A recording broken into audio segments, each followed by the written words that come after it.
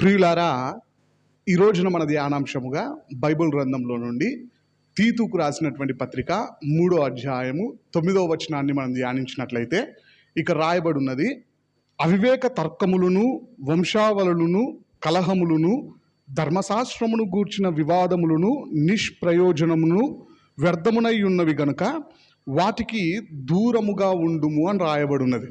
చూడండి ప్రియులారా, అపోస్తులుడైనటువంటి పౌలు భక్తుడు తీతు భక్తునికి ఉత్తరాన్ని రాస్తూ కలహాలకు, అవివేక తర్కములకు, వంశావళులకు, నిష్ప్రయోజనమైన వాటన్నిటికీ కూడా దూరంగా ఉండు అని చెప్పేసి కొన్ని విషయాలను హెచ్చరికగా తెలియపరుస్తూ ఉన్నాడు.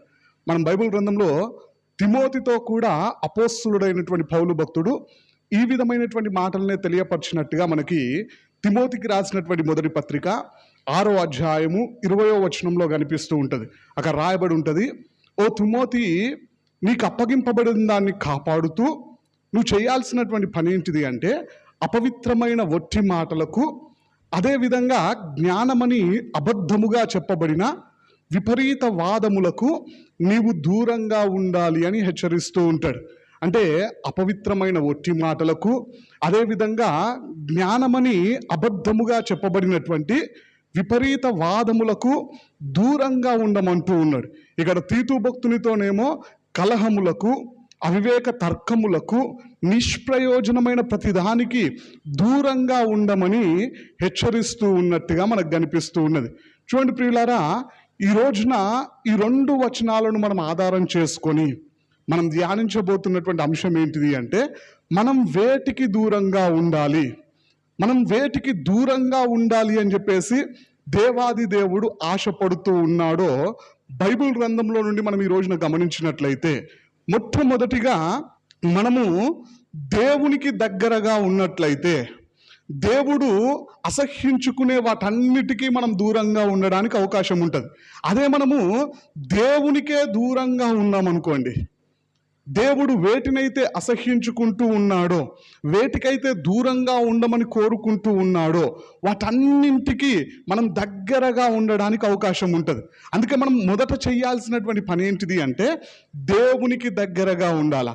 అందుకే కీర్తనాకారుడు అనేటువంటి మాట ఏంటిది అంటే, కీర్తనలు గ్రంథము 22వ అధ్యాయము 19వ వచనంలో రాయబడిన చూడండి, ఆ మాటను మనం ధ్యానించినట్లయితే, యెహోవా దూరముగా నుండకుము, నా బలమా త్వరపడి నాకు సహాయము చేయుము అని రాయబడి ఉన్నది. ఇక్కడ మనం ధ్యానించినట్లయితే దావీదు భక్తుడు దేవుణ్ణి ఆరాధిస్తూ ఆయన చెబుతున్నటువంటి మాట ఏంటిది అంటే, యెహోవా నాకు దూరముగా ఉండొద్దు, అంటే నువ్వు నాకు దగ్గరగా ఉండు ప్రభువా అని చెప్పేసి దేవుణ్ణి కోరుకుంటూ ఉన్నాడు, దేవుని దగ్గర బ్రతిమిలాడుతూ ఉన్నాడు. చూడండి, దేవుణ్ణి ఆరాధిస్తూ దేవుణ్ణి మహిమపరుస్తూ దావీదు భక్తుడు చెబుతున్నటువంటి మాట, దేవా నువ్వు నాకు దూరంగా ఉండొద్దు, ఎల్లప్పుడూ దగ్గరగా ఉండాలా. ఎందుకంటే దేవుడు మనకు దగ్గరగా ఉన్నట్లయితే దేవుడు దూరంగా ఉండమన్న వాటికి మనం దూరంగా ఉండడానికి అవకాశం ఉంటుంది. ఈ సమయంలో మనం జాగ్రత్తగా దేవుడు మనకు దగ్గరగా ఉండాలంటే మనం చేయాల్సినటువంటి పనులు ఏమిటి, లేదా దేవుడు ఎలాంటి వారికి దగ్గరగా ఉంటాడు అని చెప్పేసి నేను ఇంతకు ముందే ఆ వాక్యాన్ని వివరించడం జరిగినది. ఎవరైనా ఆ వాక్యాన్ని విని ఉండకపోతే డిస్క్రిప్షన్లో లింక్ ఇస్తూ ఉన్నాను, చూడండి, ఆ వాక్యాన్ని చూడండి. దేవుడు మీకు దగ్గరగా ఉన్నాడా, దేవుడు మీకు దూరంగా ఉన్నాడా తెలుసుకోనండి. అయినప్పటికీ ఈ రోజున మనము దేవుడు ఎలాంటి వారికి దగ్గరగా ఉంటాడు అని మనం ఆలోచన చేసినట్లయితే కొన్ని విషయాల్ని, మొట్టమొదటిగా యాకోబు రాసినటువంటి పత్రిక 4వ అధ్యాయం 8వ వచనంలో రాయబడి ఉన్నది, దేవుని యొద్దకు రండి అప్పుడు ఆయన మీ యొద్దకు వస్తాడంట. దేవుడు మనకు దగ్గరగా ఉండాలంటే మనం దేవుని యొద్దకు వచ్చే వారంగా ఉండాలా.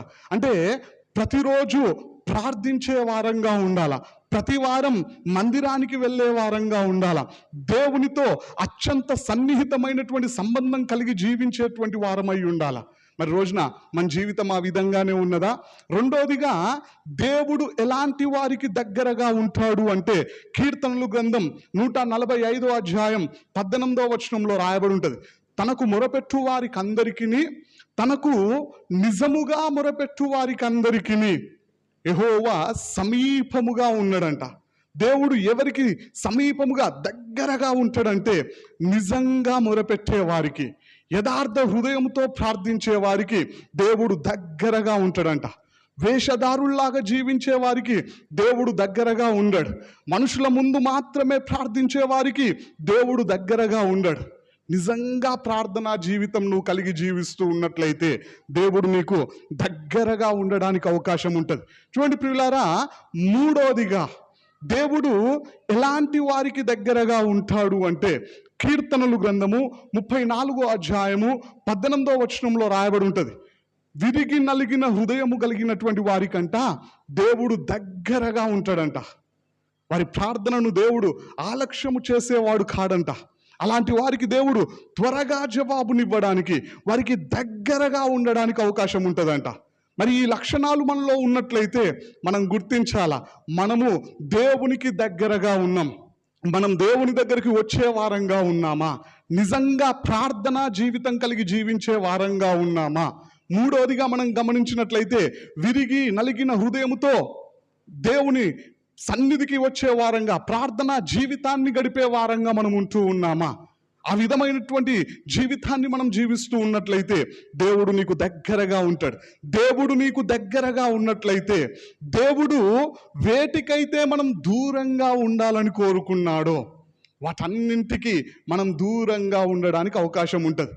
చూడండి, ఒకవేళ దేవుడే మనకు దూరంగా ఉన్నాడు అనుకోండి, మనం వేటికి దగ్గర అవుతామంటే, దేవుడు వేటినైతే అసహ్యించుకుంటూ ఉన్నాడో, వేటికైతే నిన్ను దూరంగా ఉండమని కోరుకున్నాడో వాటికి దగ్గరగా బ్రతకడానికి అవకాశం ఉంటుంది. ఇంతకీ దేవుడు వేటికి దూరంగా ఉండమని ఆజ్ఞాపిస్తూ ఉన్నాడో బైబిల్ గ్రంథంలో నుండి కొన్నింటిని మనం ఆలోచన చేసినట్లయితే, మొట్టమొదటిగా నిర్గమాకాండంలో రాయబడిన, చూడండి ఆ మాటల్ని మనం ధ్యానించినట్లయితే, నిర్గమాకాండము 23వ అధ్యాయము 7వ వచనంలో మనం ధ్యానించినట్లయితే, అబద్ధమునకు దూరముగా నుండుము అని రాయబడినది.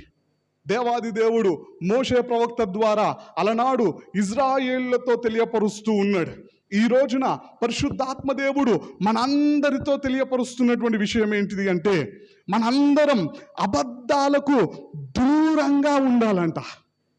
అబద్ధాలతో జీవించే వారంగా ఉండడానికి వీల్లేదు. అబద్ధములతో కాలాన్ని గడిపే వారంగా ఉండడానికి వీల్లేదు. అబద్ధానికి దూరంగా ఉండాలి అని చెప్పేసి వాక్యం ద్వారా దేవుడు తెలియపరుస్తూ ఉన్నాడు. ఎందుకోసమని మనం జాగ్రత్తగా ఆలోచన చేసినట్లయితే, అబద్ధమాడు వారిని దేవుడే నశింపజేస్తాడు అని చెప్పేసి కీర్తనలు గ్రంథం 5వ అధ్యాయం 6వ వచనంలో మనకు కనిపిస్తూ ఉంటుంది. మనం బైబిల్ గ్రంథంలో జాగ్రత్తగా గమనించినట్లయితే ఆ విధంగానే దేవుడు పనిచేసినట్టుగా మనకు కనిపిస్తూ ఉంటుంది. ఉదాహరణకి కొందరి జీవితాలను కనుక మనం ఆలోచన చేసినట్లయితే, లోకంలో దేవుని స్వహస్తములతో నిర్మింపబడినటువంటి మొట్టమొదటి మనుషులైనటువంటి ఆదాము హవ్వలు, దేవుడు తినకూడదు అని చెప్పినటువంటి వృక్ష ఫలములను తిన్న తర్వాత ప్రభు ఆ యొక్క ఏదేను తోటలోనికి వచ్చి, ఆదామా నువ్వెక్కడ ఉన్నావు అని ప్రశ్నించినప్పుడు, నీ స్వరాన్ని వినిన్నప్పుడు నేను దిగంబరినని తెలుసుకుంటేని గనుక భయపడి దాక్కున్నాను అని చెప్పాడు. మనందరికి తెలిసినటువంటి సందర్భమే. అప్పుడు ప్రభు అడిగినటువంటి ఒక ప్రశ్న ఏంటిది అంటే, నీవు దిగంబరివని నీకు తెలియజెప్పినటువంటి వాడెవడు? నేను నీకు తినకూడదు అని చెప్పినటువంటి ఆజ్ఞాపించినటువంటి వృక్ష ఫలములను తిన్నావా అని ప్రశ్నించినప్పుడు ఆదాం భక్తుడు తిన్నాను ప్రభువా అని చెప్పేసి యథార్థంగా నిజాన్ని ఒప్పుకొని ఉంటే ఆయన జీవితం మరొక రకంగా ఉంటూ ఉండేదండి. కానీ నిజాన్ని ప్రభువు ఎదుట ఒప్పుకున్నాడా అంటే హవ్వ మీద నేరాన్ని మోపినాడు. హవ్వను దేవుడు ప్రశ్నించినప్పుడు హవ్వ అయినా ఒప్పుకున్నదా అంటే సర్పం మీద నేరాన్ని మోపినట్టుగా మనకు కనిపిస్తూ ఉంటుంది. దేవుడు ఒక అవకాశాన్ని ఇస్తూ ఉన్నాడు. పాపము చేసిన తర్వాత కూడా అతిక్రమమును దాచిపెట్టువాడు వర్ధిల్లడు, వాటిని ఒప్పుకొని విడిచిపెట్టినట్లయితే కనికరాన్ని పొందుకుంటాడని వాక్యంలో రాయబడిన రీతిగా దేవుడు ఒక అవకాశాన్ని కల్పిస్తూ ఆదామును హవ్వను ప్రశ్నించినప్పుడు వారిద్దరు కూడా తమ పాపాన్ని యథార్థంగా ఒప్పుకొని విడిచిపెట్టకుండా ఆదామేమో హవ్వ మీద, హవ్వనేమో సర్పము మీద నేరాన్ని మోపే ప్రయత్నము చేసినప్పుడు దేవుడు వారందరినీ శపించినట్లుగా, శాపానికి గురి చేసినట్లుగా మనకు బైబిల్ గ్రంథంలో కనిపిస్తూ ఉంటుంది. దేవుడు వారిని విడిచిపెట్టలే. రెండో వ్యక్తి ఎవరు అంటే మనందరికీ తెలిసినటువంటి వ్యక్తే. ఎలీషా ప్రవక్త యొద్ద శిష్యుడిగా చేరి దేవుని సేవ కోసం తన జీవితాన్ని సమర్పించుకున్నటువంటి వ్యక్తి, దేవుని సేవలో వాడబడాలి అని చెప్పేసి ఆశపడినటువంటి వ్యక్తి గెహాజీ. నయమాన్ అనబడినటువంటి వ్యక్తి కుష్ఠరోగంతో వచ్చినప్పుడు ఎలీషా ప్రవక్త నయమాను యొక్క మొహాన్ని కూడా చూడలేదు. చూసిందెవరు అంటే గెహాజీయే.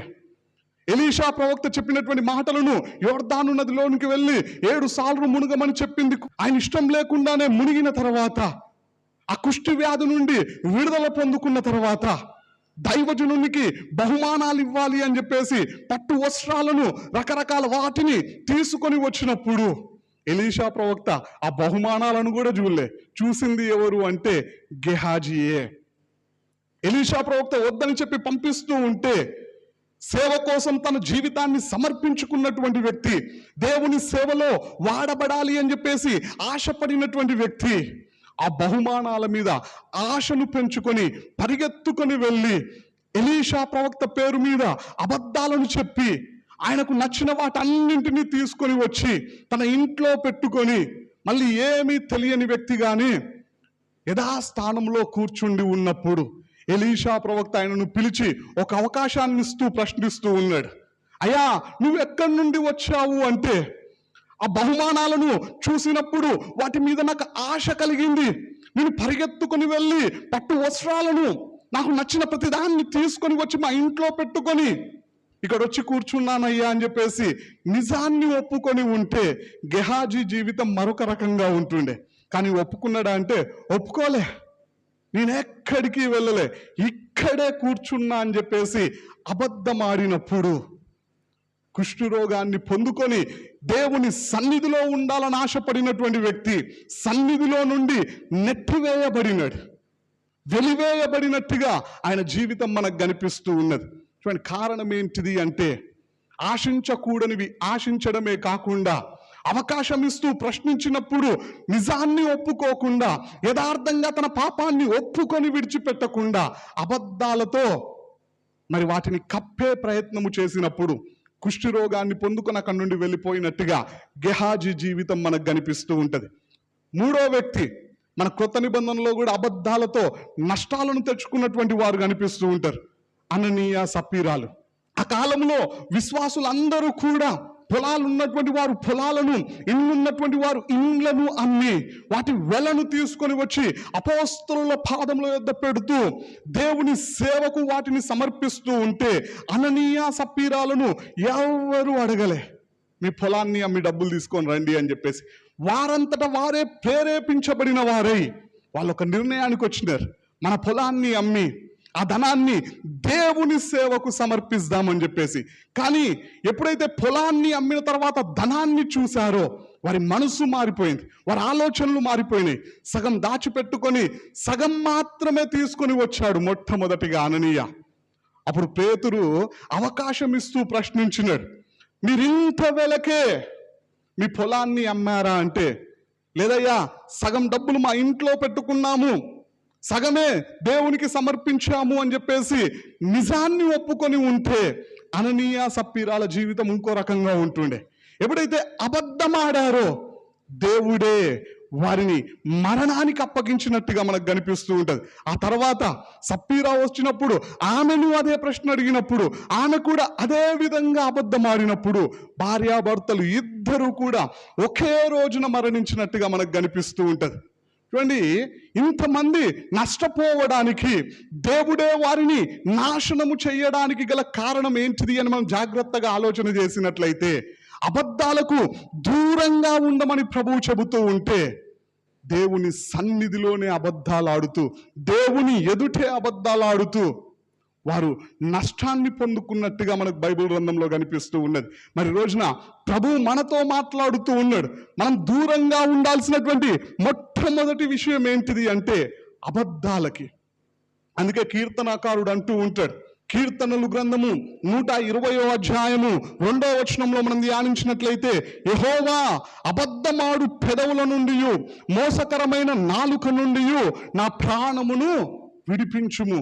అబద్ధాలాడే పెదవుల నుండి, మోసకరమైనటువంటి నాలుక నుండి నా ప్రాణాన్ని విడిపించయ్యా అని చెప్పేసి కీర్తనాకారుడు ప్రభువుని వేడుకుంటూ ఉన్నాడు. ఈ రోజున దేవాది దేవుడు మనందరి నుండి ఆశిస్తున్నటువంటి విషయం అదే. అబద్ధాలకు మనందరం దూరంగా ఉండాలి.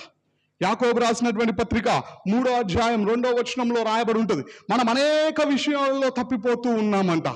అయితే ఎవరైనా సరే మాట యందు తప్పని ఎడల అలాంటి వారంట లోపము లేని వారు అని రాయబడి ఉన్నది బైబిల్ గ్రంథంలో. ఎందుకోసం అంటే మనం ఆరాధిస్తున్నటువంటి దేవుడు సత్యవంతుడైన దేవుడు, ఆయన అబద్ధం ఆడలేని దేవుడు, ఆయన ఎప్పుడు కూడా సత్యాన్నే పలికే దేవుడు ఆయన. అందుకే యేసుక్రీస్తు ప్రభువారు ఈ లోకంలో జన్మించిన తర్వాత ఆయనను ఏ విధంగా బంధించాలా, ఏ నేరాన్ని మోపి శిలువ మరణానికి అప్పగించాలి అని ఎదురు చూస్తున్నటువంటి పరిసయ్యుల మధ్యలో, సద్దూకయ్యుల మధ్యలో, శాస్త్రుల మధ్యలో నిలబడి ఆయన చెప్పినటువంటి మాట ఏంటిది అంటే, నేనే సత్యాన్ని, నేనే నిజం, నాలో అబద్ధము లేదు అని చెప్పేసి ప్రభు ప్రజలందరి మధ్యలో నిలబడి చెబితే ఏ ఒక్కరు కూడా ఆయనలో అబద్ధాన్ని చూపించలేకపోయారు. అబద్ధమాడలేని దేవుడు ఈ రోజున మన నుండి ఆశిస్తున్నటువంటి విషయం కూడా అదే. ఆయన ఇచ్చినటువంటి 10 ఆజ్ఞల్లో ఒక ఆజ్ఞ ఏంటిది అంటే, అబద్ధమాడకూడదు. నీ మాట అవునంటే అవును, కాదంటే కాదు అనే ఉండాలంట. అబద్ధాలు ఆడుతూ పోతే నష్టాన్ని పొందుకోవడానికి అవకాశం ఉంటుంది. మనం బైబిల్ గ్రంథంలో జాగ్రత్తగా గమనించినట్లయితే అబద్ధాల వలన కలిగేటువంటి నష్టాలు ఏమిటి అంటే, మొదటిగా కీర్తనలు గ్రంథం 5వ అధ్యాయం 6వ వచనం ప్రకారం అబద్ధాలాడే వారిని దేవుడు నశింపజేస్తాడంట. రెండవదిగా మనం గమనించినట్లయితే కీర్తనలు గ్రంథం 12వ అధ్యాయం 2వ వచనంలో మనం ధ్యానించినట్లయితే అబద్ధమాడు వారు మోసకరమైన మనస్సు కలిగినటువంటి వారంట. మూడవదిగా మనం ఆలోచన చేసినట్లయితే కీర్తనలు గ్రంథం 58వ అధ్యాయం 3వ వచనం ప్రకారం అబద్ధమాడు వారు తప్పిపోవడానికి అవకాశం ఉండదట. నాలుగవదిగా మనం గమనించినట్లయితే కీర్తనలు గ్రంథం 59వ అధ్యాయం 12వ వచనం ప్రకారం అబద్ధమాడు వారు గర్వముతో చిక్కుపడతారంట వాళ్ళందరూ కూడా. ఐదవదిగా మనం గమనించినట్లయితే కీర్తనలు గ్రంథం 69వ అధ్యాయం 4వ వచనం ప్రకారం అబద్ధమును బట్టి అనేకులు మనకు శత్రువులు అవ్వడానికి అవకాశం ఉన్నదంట. ఆరోదిగా మనం ఆలోచన చేసినట్లయితే సామెతలు గ్రంథం 12వ అధ్యాయం 22వ వచనం ప్రకారం అబద్ధాలాడే పెదాలంటే దేవునికి హేయమంటండి. మనం అబద్ధాలు ఆడుతూ ఉంటే దేవుడు మన పెదాలను అసహ్యించుకుంటూ ఉన్నాడు. ఆ పెదాలతోనే, ఆ నోటితోనే దేవుణ్ణి స్తుతిస్తే ఆ స్తుతుల మీద దేవుడు ఆసీనుడైతాడా? ఆ నోటితోనే మనం ప్రార్థిస్తే దేవుడు అసహ్యించుకునే అబద్ధాలాడుతూ దేవునికి అసహ్యమైన పెదవులను కలిగి ఉండి నువ్వు ప్రార్థిస్తే నీ ప్రార్థన దేవుడు అంగీకరిస్తాడా? ఒకసారి ఆలోచించండి. చూడండి ప్రియులారా, 7వదిగా మనం గమనించినట్లయితే యెహెజ్కేలు గ్రంథం 13వ అధ్యాయం 20వ వచనం ప్రకారం అబద్ధము చేత మీరు దుఃఖాన్ని కలిగిస్తారు అని చెప్పేసి వాక్యం ద్వారా ప్రభు తెలియపరుస్తూ ఉన్నాడు. 8వదిగా మనం గమనించినట్లయితే ఆమోసు గ్రంథము 2వ అధ్యాయము 4వ వచనం ప్రకారం అబద్ధముల చేత చాలా మంది మోసపోతారంట. 9వదిగా మనం గమనించినట్లయితే యోహాను సువార్త 8వ అధ్యాయం 44వ వచనం ప్రకారం అబద్ధాలాడే ప్రతి ఒక్కరు కూడా అపవాది సంబంధులంట. ఎందుకంటే అబద్ధానికి జనకుడు ఎవరు అంటే సైతాన్ గాడు. అబద్ధానికి తండ్రి వాడే. ఈ రోజున నువ్వు అబద్ధాలు ఆడుతూ ఉన్నట్లయితే నువ్వు ఎవరి కుమారునివి లేదా ఎవరి కుమార్తెవి అంటే సాతాను గానికి ముద్దుల కొడుకువు నువ్వే, ముద్దుల కూతురువి నువ్వే అబద్ధాలు ఆడుతూ జీవిస్తూ ఉన్నట్లయితే. చూడండి ప్రియులారా, 10వదిగా మనం గమనించినట్లయితే ఎఫెసీయులకు రాసినటువంటి పత్రిక 4వ అధ్యాయం 25వ వచనం ప్రకారం క్రైస్తవులు అబద్ధాలు ఆడకూడదు అని ఆజ్ఞను దేవుడు జారీ చేసినాడు. మనం 11వదిగా గమనించినట్లయితే కొలస్సీలకు రాసినటువంటి పత్రిక 3వ అధ్యాయం 9-10 వచనాల ప్రకారం ఒకనితో ఒకడు అబద్ధమాడకూడి అని చెప్పేసి దేవుడు ఆజ్ఞాపించినాడు. 12వదిగా మనం గమనించినట్లయితే యోహాన్ రాసినటువంటి మొదటి పత్రిక 2వ అధ్యాయం 27వ వచనం ప్రకారం దేవుడు మనకు ఇచ్చిన అభిషేకం సత్యమే గాని అబద్ధం కాదు అని చెప్పేసి అక్కడ రాయబడి ఉన్నది. 13వదిగా మనం జాగ్రత్తగా గమనించినట్లయితే ప్రకటన గ్రంథం 21వ అధ్యాయం 8వ వచనం ప్రకారం అక్కడ నరకానికి వెళ్ళే వారి లిస్టును దేవుడు తెలియపరుస్తూ ఉన్నాడు. అందులో ఒకరు ఎవరు అంటే అబద్ధికులందరూ మండుచున్నటువంటి గుండంలో పడవేయబడతారంట. అంటే అబద్ధాలాడే ప్రతి ఒక్కరు కూడా నరకానికే వెళ్తారు అని చెప్పేసి దేవాది దేవుడు స్పష్టంగా తెలియపరుస్తూ ఉన్నాడు. అందుకే నువ్వు నరకానికి వెళ్ళకూడదు అనే ఉద్దేశముతోనే, దేవుని దగ్గర నుండి నువ్వు నష్టాన్ని పొందుకోకూడదు అనే ఉద్దేశముతోనే, అపవాది సంబంధులుగా ఉండకూడదు అనే సదుద్దేశముతోనే ప్రభువు మాట్లాడుతూ ఉన్నాడు. అబద్ధానికి దూరంగా ఉండమంటూ ఉన్నాడు. మరి రోజున మన జీవితం ఏ విధంగా ఉంటూ ఉన్నది? మనం అబద్ధాలకు దూరంగా ఉంటూ ఉన్నామా? ఎవరు దూరంగా ఉంటారు అంటే, సత్యమైన దేవునికి ఎవరైతే దగ్గరగా ఉంటారో అలాంటి వారు అబద్ధాలకు దూరంగా ఉంటారు. అబద్ధానికి దూరంగా ఉండడం అంటే సత్యానికి దగ్గరగా ఉండడం. మరి రోజున మనం సత్యానికి దగ్గరగా ఉన్నామా? దేవునికి దగ్గరగా ఉన్నామా? వాక్యానికి దగ్గరగా ఉన్నామా? అబద్ధాలతోనే జీవిస్తూ అబద్ధానికి దగ్గరగా జీవిస్తూ ఉన్నామా? ఒకసారి మన జీవితాన్ని మనం పరీక్షించుకుందాం. చూడండి ప్రియులారా, మనం దూరంగా ఉండాలి అని చెప్పేసి దేవుడు కోరుకుంటున్నటువంటి రెండో విషయం ఏంటిది అని మనం బైబిల్ గ్రంథంలో జాగ్రత్తగా ఆలోచన చేసినట్లయితే, సామెతలు గ్రంథము 20వ అధ్యాయము 3వ వచనంలో మనం ధ్యానించినట్లయితే అక్కడ రాయబడి ఉన్నది, కలహమునకు దూరముగా నుండుట నరులకు ఘనత అని రాయబడి ఉన్నది. కలహానికి ఎవరైతే దూరంగా ఉంటారో అదంట నరులకు ఘనతను తీసుకొని వస్తుందంట. అంటే ఈ వాక్యాన్ని బట్టి దేవుడు మన నుండి ఆశిస్తున్నటువంటి రెండో విషయం ఏంటిది అంటే, మనందరం కలహాలకు దూరంగా ఉండాలంట. కలహానికి ఎవరు దూరంగా ఉంటారంటే, శాంతికి, సమాధానానికి, నెమ్మదికి ఎవరైతే దగ్గరగా ఉంటారో అలాంటి వారు కలహాలకు దూరంగా ఉండడానికి అవకాశం ఉన్నది. మరి రోజున మనం సమాధానకర్తయ్యకు దేవునికి దగ్గరగా జీవిస్తూ ఉన్నామా? సమాధానముతో కాలాన్ని గడుపుతూ ఉన్నామా?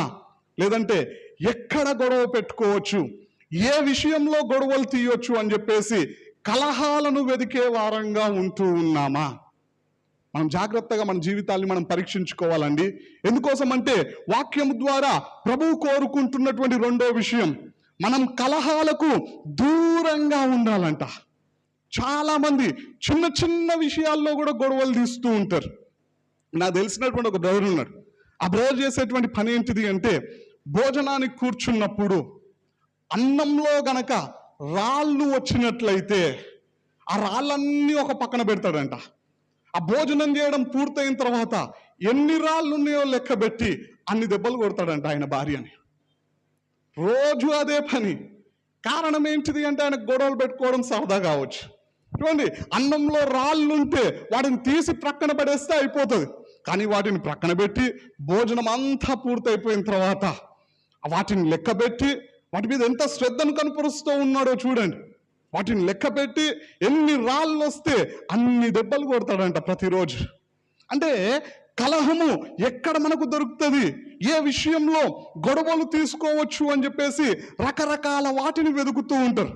ఇంకొంతమంది ఉంటారండి, వారిని మందలిస్తే ఒక బాధ, వారిని మందలించకపోతే మరొక బాధ.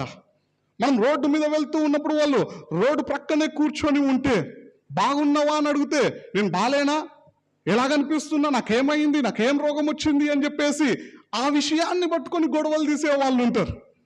ఒకవేళ ఈ వీళ్ళతో నాకెందుకులే అని చెప్పేసి వాళ్ళని పట్టించుకోకుండా వెళ్తూ ఉన్నట్లయితే ఆ విధంగా వెళ్ళినా గొడవలు తీయాలనుకునే వాళ్ళు తీస్తూనే ఉంటారు. చెట్టంత మనిషిని ముందే కూర్చొని ఉంటే కనీసం పలకరించకుండా పోతూ ఉన్నాడు. ఎంత గర్వం ఇతనికి, ఎంత అహంకారం ఈవిడకి అని చెప్పేసి రకరకాల గొడవలు, అవసరం ఉన్నదానికి అవసరం లేని దానికి రకరకాల విషయాల్లో గొడవలు తీస్తూ కయ్యానికి కాళ్ళు దువ్వుతూ బ్రతుకుతూ ఉన్నారు. అయితే దేవుని బిడ్డలమైనటువంటి మనము వాక్యము ద్వారా దేవుడు మన అందరినీ హెచ్చరిస్తున్నటువంటి విషయం ఏంటిది అంటే, కలహాలకు దూరంగా ఉండాలంట. గొడవలకు మనం దూరంగా ఉండాల. ఎందుకోసం అంటే, దేవుడు మనకు శాంతిని అనుగ్రహించినాడు. దేవుడు మనకు సమాధానమును అనుగ్రహించినాడు. మనం ఆరాధిస్తున్నటువంటి దేవుడు సమాధానకర్త అయి ఉన్నాడు. బైబిల్ గ్రంథంలో ఓ మంచి మాట రాయబడి ఉన్నది, సమాధానపరచువారు ధన్యులు, వారు దేవుని కుమారులు అనబడతారంట. గొడవలు పెట్టేవారేమో సాతాను కుమారులు, సాతాను కుమార్తెలు అనబడుతూ ఉంటే, సమాధానపరచువారుగా మనం ఉన్నట్లయితే మనం దేవుని కుమారులం, మనం దేవుని కుమార్తెలం అనబడడానికి అవకాశం ఉన్నది. మరి రోజున మన పరిస్థితి ఏ విధంగా ఉన్నది? మనం కలహాలకు దూరంగా ఉంటూ ఉన్నామా? ఒకసారి మన జీవితాన్ని మనం పరీక్షించుకున్నాం.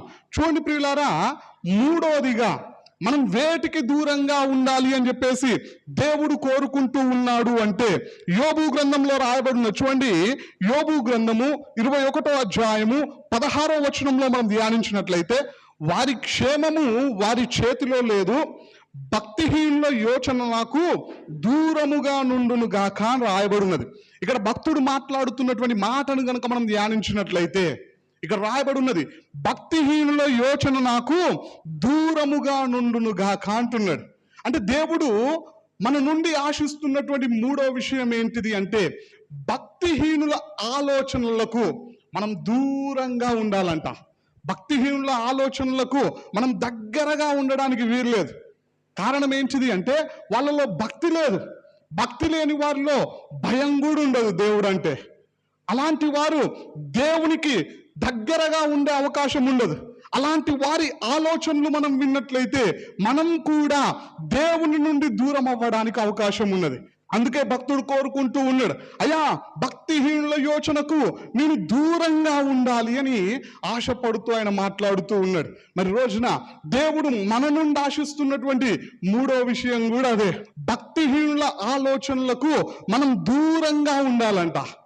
భక్తిహీనుల ఆలోచనలకు మనం దూరంగా ఉంటే పరిశుద్ధుల సహవాసానికి, దేవుని మందిరానికి మనం దగ్గరగా ఉండడానికి అవకాశం ఉంటుంది.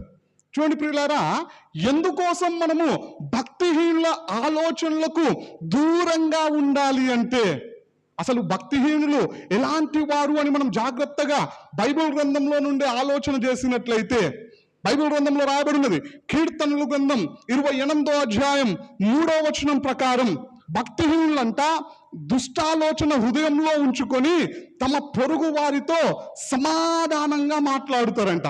అంటే లోపలంతా పగలు పెట్టుకొని, లోపలంతా ద్వేషాన్ని పెట్టుకొని, లోపలంతా కలహాన్ని పెట్టుకొని, లోపలంతా ఎదుటి వారి మీద విరోధమైన భావముతో నింపబడి ఉండి పైకేమో సమాధానంగా మాట్లాడుతూ ఉంటారంట. అలాంటి వారికి మనం దూరంగా ఉండాల. రెండోదిగా, భక్తిహీనులు ఎలాంటి వారు అని మనం ఆలోచన చేసినట్లయితే, కీర్తనలు గ్రంథం 36వ అధ్యాయం 1వ వచనంలో రాయబడినది, భక్తిహీనులలోనంట దేవుని భయము బొత్తిగా లేదంట. అసలు కొంచెం కూడా ఉంటుందంట. దేవుడు అంటే భయం ఉండదు, దేవుడు అంటే భక్తి కూడా ఉండదు. మూడోదిగా మనం గమనించినట్లయితే, కీర్తనలు గ్రంథం 119వ అధ్యాయం 155వ వచనం ప్రకారం, భక్తిహీనులు దేవుని కట్టడలను, దేవుని ఆజ్ఞలను వెదకరు కాబట్టి వారికి రక్షణ అనేది చాలా దూరంగా ఉండడానికి అవకాశం ఉన్నది. కారణం ఏంటిదంటే, వారు వాక్యాన్ని వెదకరు, దేవుణ్ణి కూడా వెదకరు. అందుకే వారికి రక్షణ దూరంగా ఉంటుంది. నాలుగోదిగా మనం గమనించినట్లయితే, సామెతలు గ్రంథము 10వ అధ్యాయం 20వ వచనం ప్రకారం, భక్తిహీనుల ఆలోచనలు పనికి మాలినవని రాయబడినది. అది ఎంత మాత్రం ప్రయోజనకరమైనవి కావంట. వారు పనికి మాలిన ఆలోచనలు చెప్పడానికి, అవసరమైతే నిన్ను కూడా దేవుని నుండి దూరం చేయడానికి అవకాశం ఉంటుంది. అందుకే వారి ఆలోచనలకు మనం దూరంగా ఉండాలా. ఐదోదిగా మనం గమనించినట్లయితే, సామెతలు గ్రంథము 10వ అధ్యాయము 32వ వచనం ప్రకారం, భక్తిహీనుల నోట మూర్ఖపు మాటలు వస్తాయంట. వారెప్పుడు కూడా మంచి మాటలు మాట్లాడడానికి అవకాశం ఉండదు. మూర్ఖపు మాటలే, మూర్ఖంగా తర్కించడానికి అవకాశం ఉంటుంది. ఆరోదిగా మనం గమనించినట్లయితే, సామెతలు గ్రంథము 11వ అధ్యాయం 23వ వచనం ప్రకారం, భక్తిహీనుల యొక్క ఆశ అహంకారముతో నిండుకొని ఉంటుందంట. వారెప్పుడూ కూడా అహంకారంతో నింపబడి ఉండడానికి అవకాశం ఉంటుంది. ఏడోదిగా మనం గమనించినట్లయితే, సామెతలు గ్రంథము 12వ అధ్యాయము 5వ వచనం ప్రకారం, భక్తిహీనుల యొక్క ఆలోచనలు మోసకరమైనవని రాయబడినది. వారు ఎల్లప్పుడూ మనల్ని మోసం చెయ్యాలి అని చెప్పేసి, దేవునికి దూరం చెయ్యాలి అని చెప్పేసి, లేదా మనల్ని నష్టానికి గురి చేయాలి అని చెప్పేసి ప్రయత్నం చేస్తూ ఉంటారు.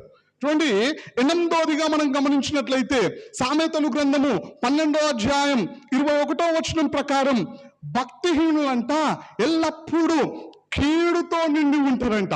వారి హృదయం అంతా కూడా కీడుతోనే నింపబడి ఉంటది.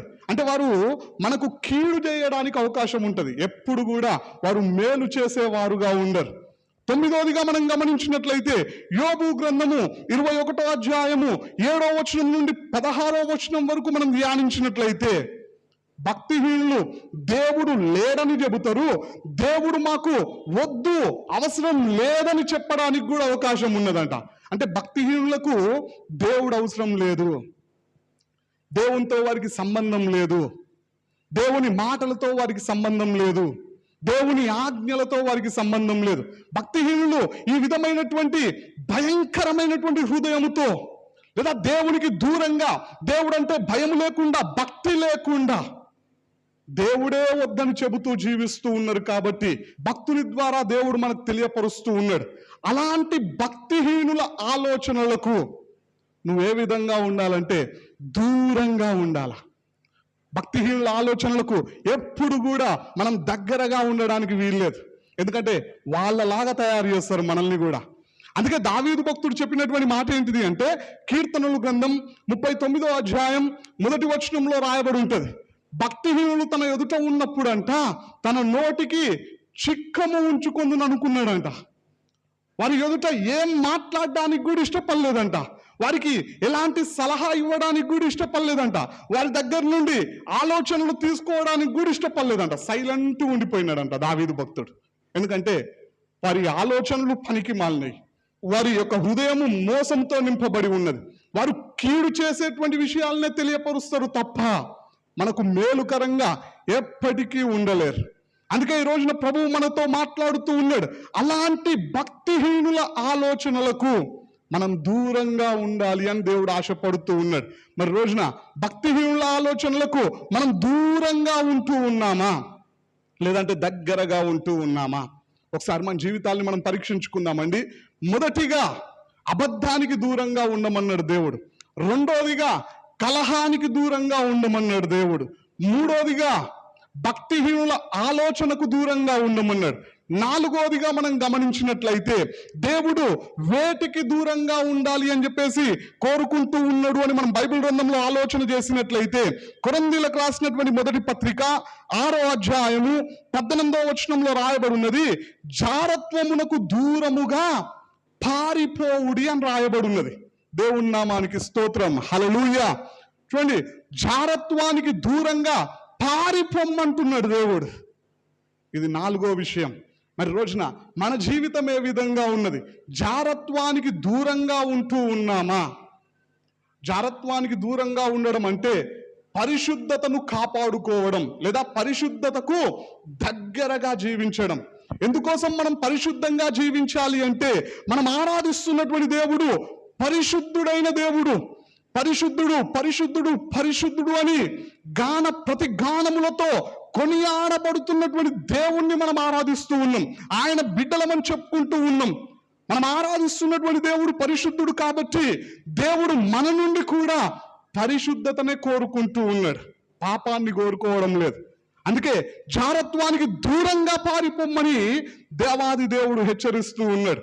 కానీ ఈ రోజులలో చాలా మంది పడిపోతున్నటువంటి పాపములలో ఒక పాపం ఏంటిది అంటే జారత్వం. శరీరంతోనే కాదు, వ్యర్థమైన వాటిని చూస్తూ తమ కన్నులతో జారత్వానికి చోటునిస్తూ ఉన్నారు. తమ కన్నులతోనే వ్యభిచారం చేస్తూ ఉన్నారు. చూడండి, దేవుడు చూడకూడదు అని చెప్పినటువంటి వాటిని, వ్యర్థమైన వాటిని, అశుద్ధమైనటువంటి వాటిని అనేకులు ఈ రోజున చూస్తూ ఉన్నారు. మొబైల్స్ వచ్చిన తర్వాత ఎవరేం చూస్తూ ఉన్నారో కూడా అర్థం కాని పరిస్థితి. వాక్యాన్ని చూడాలని చెప్పేసి యూట్యూబ్ ఓపెన్ చేస్తారు, కానీ కిందనే ఒక సజెషన్ వచ్చేస్తుంది. చూడొద్దు చూడొద్దు అనుకుంటూనే చాలా మంది దాన్ని క్లిక్ చేస్తారు. వెంటనే అనేకమైన వాటిని, అలాంటి వాటిని సజెస్ట్ చేస్తూ ఉంటే వాక్యాన్ని చూడాలనుకున్నటువంటి వ్యక్తి వేటిని చూస్తూ కాలక్షేపం చేస్తూ ఉన్నాడు, వేటిని చూస్తూ సమయాన్ని వృధా చేసుకుంటూ ఉన్నాడు అంటే జారత్వానికి సంబంధించినటువంటి వాటిని. కీర్తనాకారుడు మాట్లాడినటువంటి మాట ఏంటిది అంటే, వ్యర్థమైన వాటిని చూడకుండా నా కన్నులను తిప్పివై ప్రభువా అని చెప్పేసి మాట్లాడినట్టుగా మనకు కనిపిస్తూ ఉంటది. యోబు గ్రంథంలో భక్తుడు మాట్లాడినటువంటి మాట ఏంటిది అంటే, నేను నా కన్నులతో నిబంధన చేసుకున్నా, నేను కన్యకను ఎలాగూ చూస్తా అని చెప్పేసి మాట్లాడుతూ ఉంటాడు. తమ కన్నులతో నిబంధన చేసుకోవాలంట దేవుని బిడ్డలు. నేను వ్యర్థమైన వాటిని చూడను, దేవునికి విరుద్ధమైన వాటిని చూడను, నేను జారత్వానికి దూరంగా పారిపోతానే తీర్మానం మనం తీసుకోవాలి. యోసేపు భక్తునిలాగా తనను ప్రతిరోజు మాటల చేత వేధిస్తూ పాపము చేయమని ప్రోత్సహిస్తూ ఉన్నప్పుడు యోసేపు చేసినటువంటి పని ఏంటిది అంటే, జారత్వానికి చోటివ్వలే, వ్యభిచారానికి చోటివ్వలే, జారత్వానికి దూరంగా పారిపోయినాడు. అందుకు శిక్షను అనుభవించాల్సి వచ్చినా పర్లేదు అనుకున్నాడు, అందుకోసం ఆయన నిందకు గురి కావలసి వచ్చినా పర్లేదు అనుకున్నాడు. ఆయన్ను ఇబ్బంది పెడతారని తెలిసినా దేవునికి దగ్గరగా ఉండడం కోసం జారత్వానికి దూరంగా పారిపోయినాడు. మరి రోజున నీ పరిస్థితి ఏ విధంగా ఉన్నది? నువ్వు జారత్వానికి దూరంగా ఉంటూ ఉన్నావా? పరిశుద్ధతను కాపాడుకునే వ్యక్తిగా ఉంటూ ఉన్నావా? లేదంటే పరిశుద్ధతను ప్రక్కన పెట్టి జారత్వానికి చోటిస్తూ ఉన్నావా? శరీరంతో వ్యభిచారం చేస్తేనే పాపం కాదండి. క్రొత్త నిబంధన ప్రకారం దేవుడు చూడకూడదు అని చెప్పినటువంటి వాటిని మోహపు చూపే వ్యభిచారం అని చెప్పేసి వాక్యంలో దేవుడు స్పష్టంగా తెలియపరిచినాడు. నీ కన్నులతో నువ్వు జారత్వానికి చోటిచ్చే వ్యక్తిగా ఉన్నావా? నీ దేహముతో నువ్వు జారత్వము లేదా వ్యభిచారము జరిగించే వ్యక్తిగా ఉన్నావా? ఒకసారి మన జీవితాల్ని మనం పరీక్షించుకుందాం. ఎందుకోసం అంటే దేవుడు కోరుకుంటున్నటువంటి 4వ విషయం, మనం జారత్వానికి దూరంగా ఉండాలి అని చెప్పేసి దేవుడు ఆశపడుతూ ఉన్నాడు. 5వదిగా మనం గమనించినట్లయితే కొరింథీయులకు రాసినటువంటి మొదటి పత్రిక 10వ అధ్యాయము 14వ వచనంలో మనం ధ్యానించినట్లయితే అక్కడ రాయబడి ఉన్నది, కాబట్టి నా ప్రియులారా విగ్రహారాధనకు దూరముగా పారిపోండి అని రాయబడి ఉన్నది. ఇక్కడ మనం జాగ్రత్తగా గమనించినట్లయితే దేవుడు మన నుండి ఆశిస్తున్నటువంటి 5వ విషయం ఏంటిది అంటే విగ్రహారాధనకు దూరంగా పారిపోవాలంట. అది ఏ విగ్రహమైనా పర్లేదు. చూడండి, మనము గోడల మీద ఫోటో పెట్టుకుంటేనే విగ్రహం కాదండి. యెహెజ్కేలు గ్రంథం ప్రకారము చాలా మంది తమ హృదయాల్లోనే పెట్టుకుంటూ ఉన్నారంట విగ్రహము. అది ఎవరిదైనా పర్లేదు. ఈరోజున యవనస్తులు లవ్ అనే పేరుతో ఒక విగ్రహాన్ని పెట్టేసుకుంటున్నారు. బ్రదర్స్ అయితే సిస్టర్ ఫోటోని, సిస్టర్స్ అయితే బ్రదర్ ఫోటోని తమ హృదయంలో పెట్టుకొని విగ్రహాన్ని తమ హృదయంలోనే భద్రపరుచుకుంటూ ఉన్నారు. ఇంకా రకరకాలుగా పెద్దలైతే ధనానికి సంబంధించినటువంటి ఆశల్ని తమ హృదయంలో భద్రపరుచుకుంటూ ఉంటారు. ఇంకా దేవునికి విరోధమైనవెన్నో విగ్రహాలుగా ఈ రోజున అనేక మంది విశ్వాసుల హృదయంలో ఉన్నట్టుగా మనకు కనిపిస్తూ ఉంటది. ఈ రోజున నీ హృదయంలో ఉన్నటువంటి విగ్రహం ఏంటిది? ఆ విగ్రహాన్ని తీసేస్తావా? లేదా నీ ఇంట్లో యేసుక్రీస్తు ప్రభువారి విగ్రహాన్ని పెట్టుకొని ఆరాధన చేస్తూ ఉన్నావా? దేవుడు బొమ్మ కాదండి. బైబిల్ గ్రంథంలో స్పష్టంగా రాయబడినది, మనం ఆరాధిస్తున్నటువంటి దేవుడు ఆత్మ గనక ఆయనను ఆరాధించువారు ఆత్మతోనూ సత్యముతో ఆరాధించాలా. మనం ఆత్మతో ఆరాధించాలా, సత్యముతో ఆరాధించాలా. అంతే తప్ప యేసుక్రీస్తు ప్రభువారి ఫోటో పెట్టుకొని ఆరాధించడానికి వీల్లేదు. ఎందుకంటే మనం ఆరాధిస్తున్నటువంటి దేవుడు బొమ్మ కాదు. మనందరికీ తెలిసినటువంటి సందర్భమే, శద్రక్ మేషక్ అబేద్నగోల కాలములో ఒక విగ్రహాన్ని నిలబెట్టి దీనికి మొక్కకపోతే మిమ్మల్ని అగ్నిగుండంలో పడివేస్తామని చెప్పినప్పుడు ఆ విగ్రహానికి మొక్కకుండా దూరంగా ఉన్నారు 3 వ్యక్తులు. దేవుడు వారి పక్షంలో నిలబడ్డట్టుగా మనకు బైబిల్ గ్రంథంలో కనిపిస్తూ ఉంటది. వారిని కాపాడుకున్నట్టుగా మనకు కనిపిస్తూ ఉంటది. కానీ వారి ఆలోచన ఏంటిది అంటే, అవసరమైతే మా ప్రాణాలైనా అర్పిస్తాము తప్ప దేవునికి విరోధంగా ఈ విగ్రహానికైతే మేము మొక్కం. మరి రోజున నీ నిర్ణయం ఏ విధంగా ఉన్నది? నీ తీర్మానం ఏ విధంగా ఉన్నది? విగ్రహాలకు దూరంగా ఉంటూ ఉన్నావా? అది ఏ విగ్రహమైనా సరే, నీ హృదయంలో ఉన్నదైనా సరే, నీ ఇంట్లో ఉన్నదైనా సరే, నువ్వు వాటికి దూరంగా ఉండగలుగుతూ ఉన్నావా? ఒకసారి మన జీవితాల్ని మనం పరీక్షించుకుందాం. చూడండి ప్రియులారా, చివరిగా ఆరోదిగా మనం గమనించినట్లయితే దెసలోనికలకు రాసినటువంటి మొదటి పత్రిక 5వ అధ్యాయము 22వ వచనంలో రాయబడినది, ప్రతి విధమైన కీడునకును దూరముగా ఉండుడి అని రాయబడినది. ఆరోదిగా మనం వేటికి దూరంగా ఉండాలి అంటే ప్రతి విధమైన కీడుకి, అది ఏ రకమైన కీడైనా కావచ్చు, ప్రతి కీడుకు మనం దూరంగా ఉండాలా. మనం ఈ లోకంలో జాగ్రత్తగా గమనించినట్లయితే 3 రకాల మనుషులు మనకు కనిపిస్తూ ఉంటారు. మొదటి రకమైనటువంటి వారు ఎలాంటి వారు అంటే మేలు చేసినటువంటి వారికి కీడు చేసేటువంటి వారు. ఈ రోజుల్లో అనేకులు ఈ విధమైనటువంటి వారే మనకు కనిపిస్తూ ఉంటారు. చేయబడినటువంటి మేలును మర్చిపోయి, చేసినటువంటి వ్యక్తులను మర్చిపోయి, వారికి అనేక విధాలుగా కీడును తలపెట్టేవారుగా ఉంటూ ఉంటారు. మనం న్యూస్లో గమనించినట్లయితే అలాంటి వారు ఎక్కువ మంది మనకు కనిపిస్తూ ఉంటారు. ఎవరయ్యా వారంటే కుటుంబ సభ్యులే, అనేక విధాలుగా మేలు పొందుకున్నటువంటి వారే, కానీ వారి సొంత వారికే కీడు చేస్తూ ఉంటారు. రెండో రకమైనటువంటి మనుషులు ఎలాంటి వారు అంటే మేలు చేసినటువంటి వారికి ప్రతిఫలంగా మేలు చేసేటువంటి వారు. ఇలాంటి వారు చాలా తక్కువ మంది మనకు లోకంలో కనిపిస్తూ ఉంటారు. బైబిల్ గ్రంథంలో కూడా దావీదు భక్తుడు అలాంటి వాడే. తనకు మేలు చేసినటువంటి యోనాతాను కుటుంబీకులకి దావీదు భక్తుడు మేలు చేయాలనే ఆలోచనకు వచ్చినాడంట. చూడండి, ఆ కుటుంబానికి ఆయన మేలు చేసినటువంటి వ్యక్తిగా ఉన్నాడు.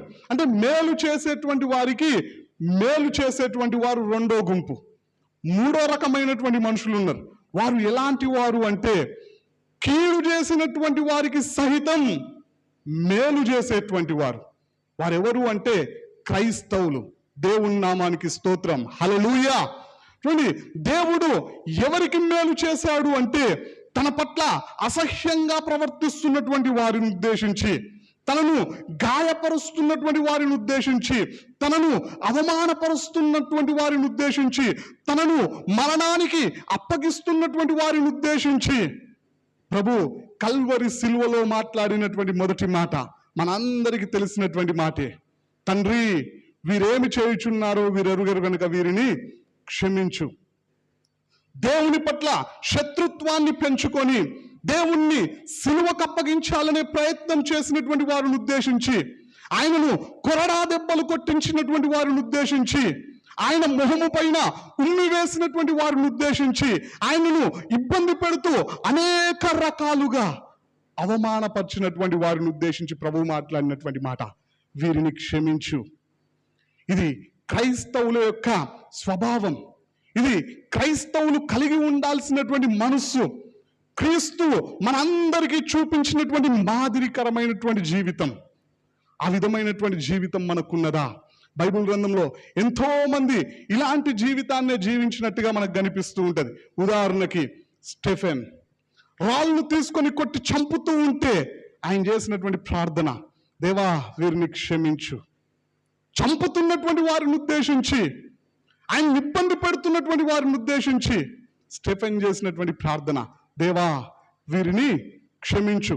అంటే కీడు చేసేటువంటి వారికి సైతం మేలు చేసేవారే క్రైస్తవులు. ఈరోజు నీ జీవితం ఆ విధంగా ఉన్నదా? ప్రతి విధమైనటువంటి కీడుకు నువ్వు దూరంగా ఉంటూ ఉన్నావా? కీడుకు నువ్వు దూరంగా ఉంటున్నావంటే మేలుకు నువ్వు దగ్గరగా ఉంటున్నావని అర్థం. అనేకులకు నీ ద్వారా మేలు జరుగుతున్నదని అర్థం.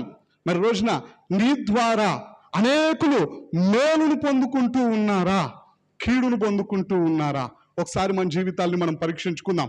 చూడండి ప్రియులారా, ఈ 6 విషయాలకు మనం దూరంగా ఉండాలి అని చెప్పేసి దేవాది దేవుడు ఆశపడుతూ ఉన్నాడు.